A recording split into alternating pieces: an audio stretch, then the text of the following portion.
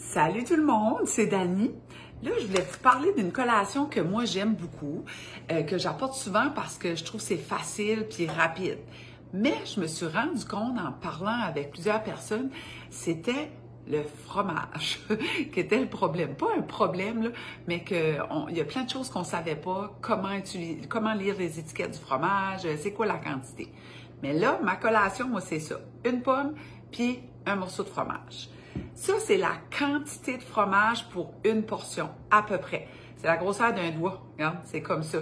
OK? L'épaisseur, ça, c'est une portion.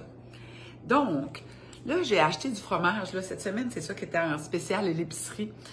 Il y avait lui. Ce que je veux vous montrer, c'est ce mot ici. Matière grasse. Le MG ici, là. MG, ça veut dire matière grasse par portion.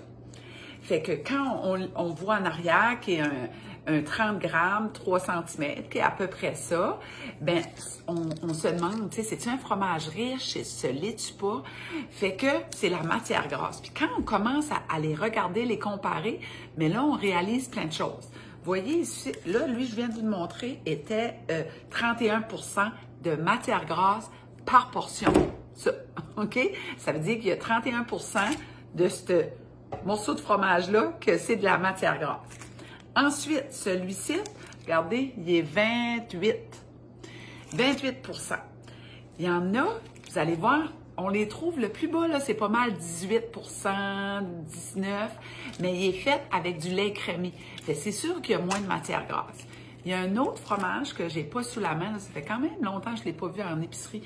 Il s'appelle Allegro.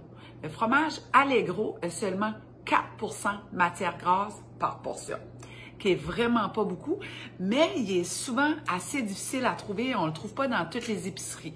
Dans les petites épiceries, c'est rare qu'on le voit, c'est plus dans les grandes surfaces, puis encore. Fait, ça s'appelle Allegro.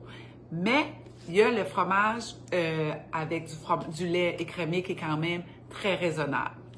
Fait que le fromage, c'est toujours dans la quantité, parce que là, il y a des gens qui me disaient Dani, un doigt de fromage, c'est pas beaucoup. Je dis, ben, c'est la quantité, là. Fait que si on se coupe, on est quelqu'un qui se coupe des morceaux, puis tu coupes des morceaux, puis on mange tout ça, ça dit peu beaucoup, OK?